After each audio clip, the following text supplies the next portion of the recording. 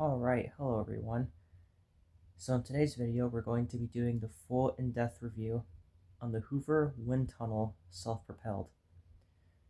So we're going to talk about the machine, talk about what it comes with, a little bit of the history behind these machines, and we're going to do a demonstration of it. So this machine I believe started in late 1997, and it was a very successful machine for Hoover. These machines are very popular. They're a dime a dozen even to this day. They're easy to find, used on Marketplace, eBay, uh, local thrift stores, Goodwills. And so they started in late 1997. I believe they discontinued these in 2018. So it ran for a while, and they were once owned by Maytag, and I believe TTI took over, I believe in 2006, if I'm not mistaken. And they did update a few things on the original Maytag self-propels, one of them being the motor. So that's one thing that they changed, was they put a newer style 12-amp motor. And they also updated the bearings in the brush roll. They went from open bearings to sealed ball bearings. So anyway, let's do a quick overview of the machine. Alright, so here's the Hoover Windtunnel Self-propelled.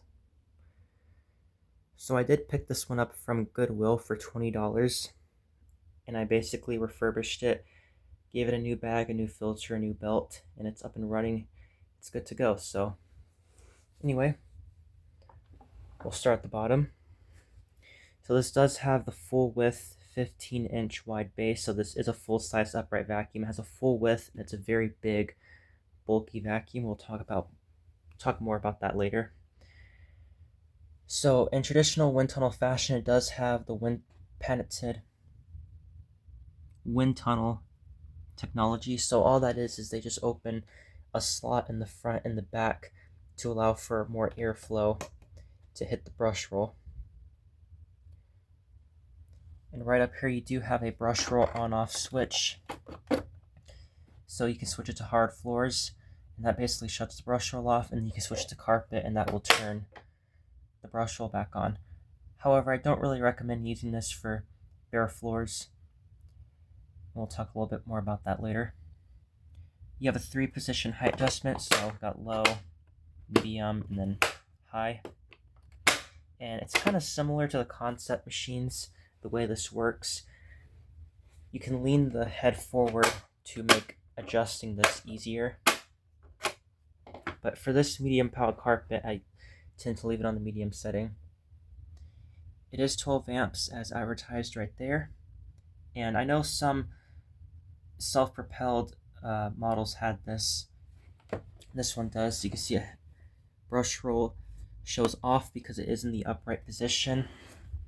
But when you recline it, see the brush roll turns on because the brush roll is activated when you recline the machine. And then of course when you put it in bare floor, it stays off. So I do like this silver color on this model. These came in blue. I believe they came in like a purplish color. I think that one was still Maytag. But anyways, right up here does say self-propelled, and you do have your headlight right here, which is nice. Now some models did have the embedded dirt finder, so instead of it saying self-propelled right here, it would actually have the little lights for the embedded dirt finder. Basically, I actually have that model, so when you run over a dirty patch, the light will turn red, and then the idea is you continue going over that patch until the light turns green. However, I consider that feature kind of a gimmick, so I actually don't mind that this doesn't have that. See right here it says patented wind tunnel technology, self-propelled, 3-year warranty. You got your nice Hoover logo right there. Moving up is the clear window for your turbo brush right there.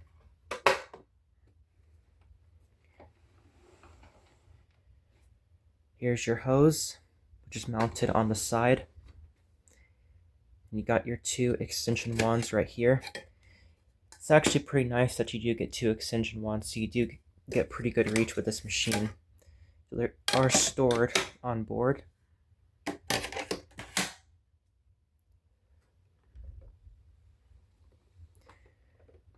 Moving on back here, these are all the attachments you get. So you'll notice that this upholstery tool does not match the attachments, and that's because it was actually missing the tool when I got it. I actually stole this from my Windtunnel Plus just for the sake of this video, just to show what it comes with. But of course it will come with a matching black upholstery tool, so this is good for your stairs, your sofa. You got your dusting brush. This particular example is well used, but I do like this one because it is very, very soft. And the review video that I did of the fold-away has the exact same dusting brush, so that's nice. You got a pretty short crevice tool. You can see this one is very scratched up, very rough condition, but it does have it. So I do like that the accessories store on board, which is nice. You got your cord. I believe it's a 30-foot power cord. And then right back here is your carrying handle, so you can carry the machine. And here is the sticker. So again, it's 12 amps. It's model, there we go. It's model UH50000.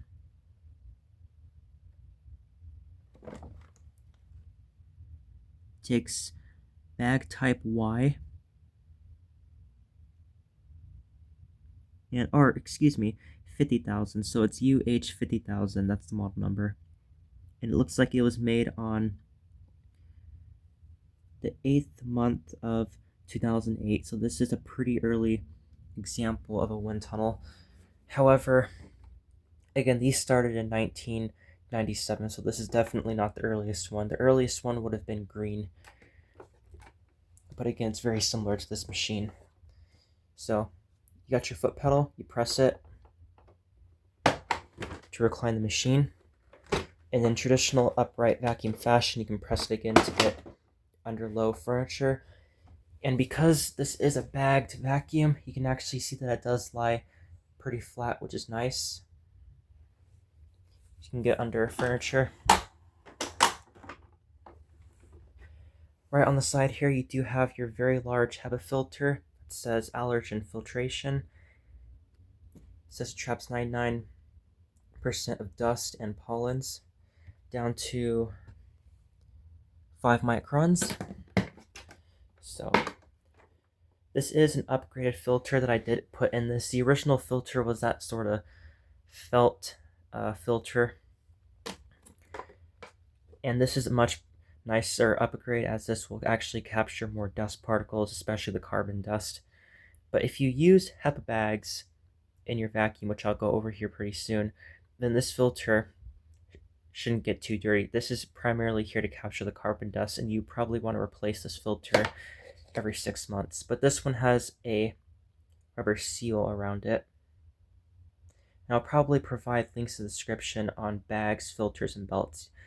So filter just sits in here. You can close the filter door. So here's your bag door. You just open it up like that. And as you can see, this is running a genuine Hoover HEPA Type Y bag. It says it captures 99.97 dust and pollens down to 0.3 microns. So that's already higher than the 0.5 microns. So again, if you're using HEPA bags in your machine with this HEPA filter, you're going to get very good filtration. You also have another filter in here.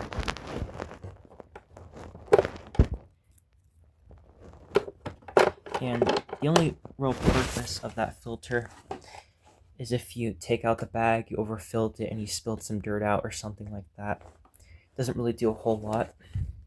But anyway, I also should mention this does have a bag check indicator, so when the bag gets full, this should turn red. It does have a nice seal around the bag door, so it should seal nicely. Again, that turbo brush that I was talking about earlier. This is the same turbo brush that Hoover's been using for a while, but they don't make these anymore. They have a newer style. Actually, the Self-propelled Anniversary, which is the same machine as this, just a newer one, especially when TTI took over, they updated the turbo brush. But as you can see, you can press these two tabs on the sides, and you can easily take up part of the turbo brush for cleaning. So that's nice. This is actually a very good quality turbo brush. It actually works very well. So the attachments and reach on this machine is very, very impressive. There we go.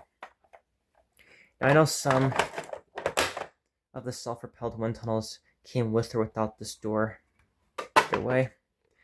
Moving on up, you do have your Hoover logo right there. And there's your on-off power switch that Hoover's been using for a while. That started with the Hoover Elite machines. Basically, the switch isn't actually in here. There's actually a little rod that the switch... It's actually a little plastic rod that runs down in here.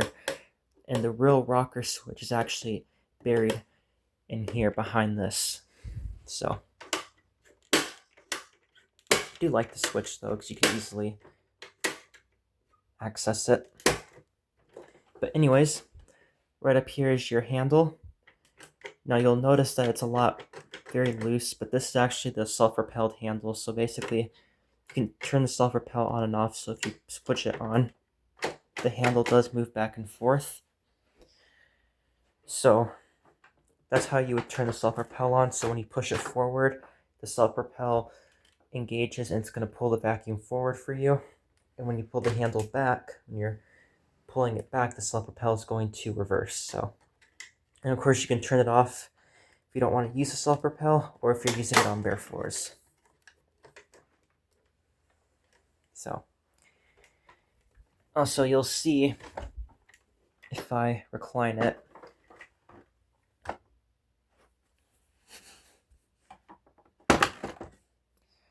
you can see the self-propel cable. So if I move the handle back and forth, you'll see the cable actually move, because the transmission and the drive wheels are actually under this hood.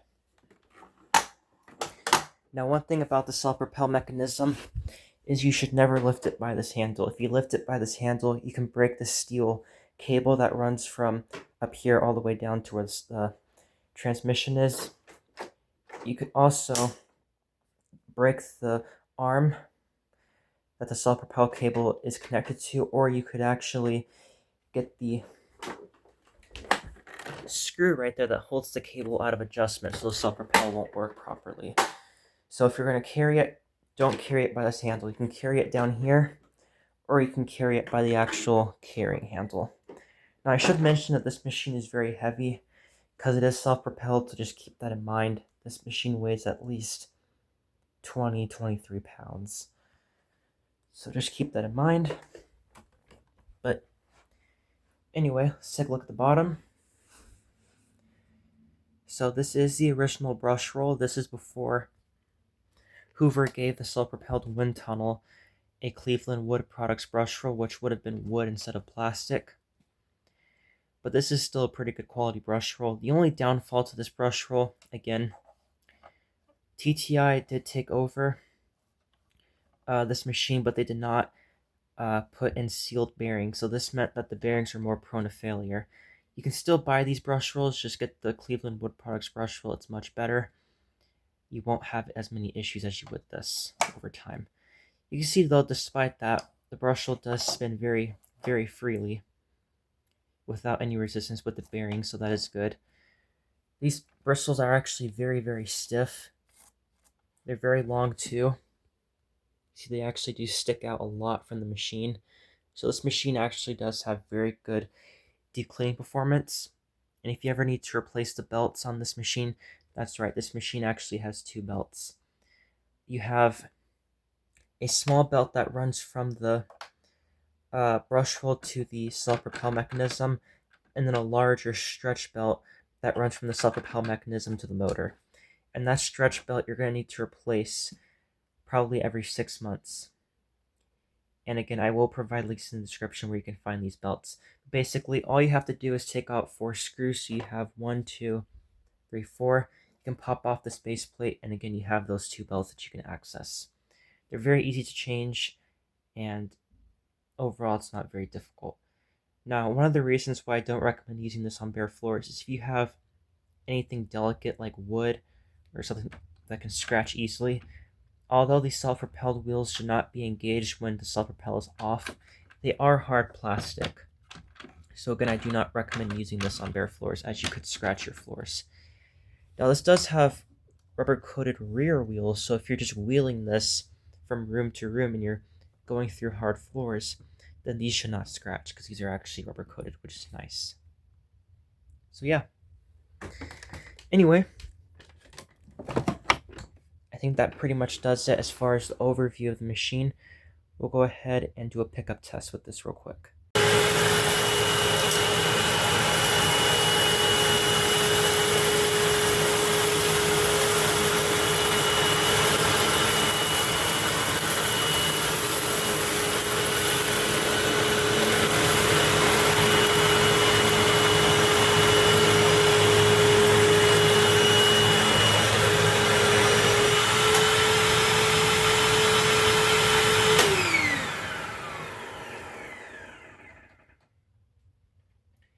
Alright, let's see how it did. Wow. So, it picked up all of the rice, it picked up all of the oats, and it only snow plowed 1 piece of shredded paper, which is right there. So, and it did have a good amount of agitation. So this machine's cleaning performance, again, is very good. So let's go ahead and finish this.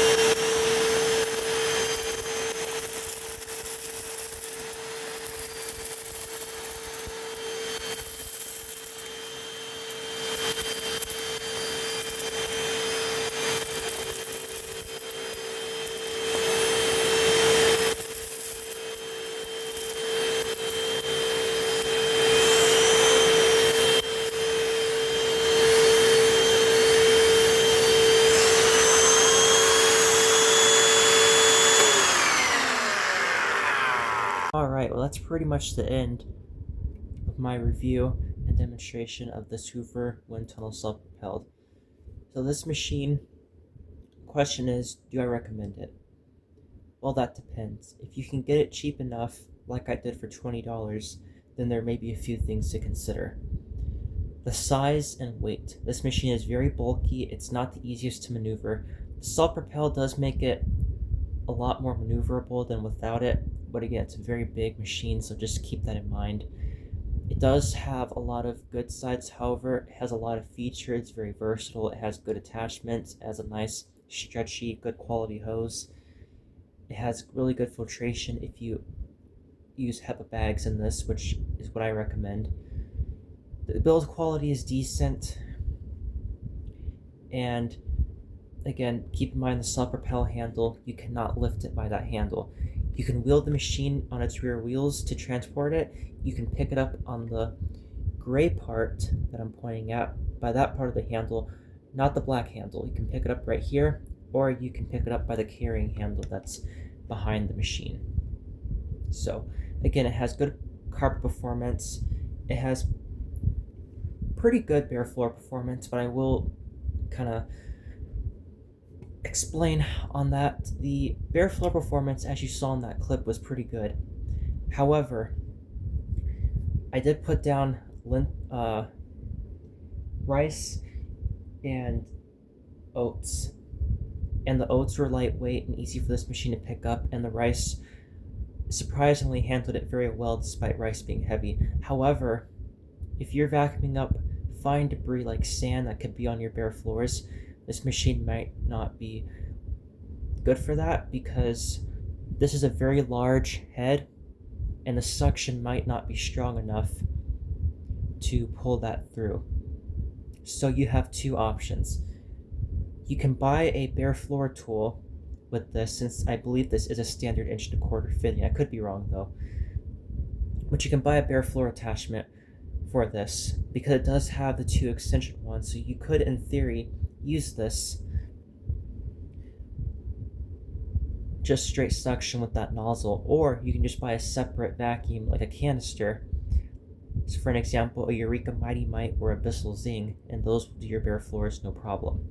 So again, good carpet performance, and again, if you have ceramic bare floors or something like that where they don't scratch easily, you can get away with using this on your bare floors.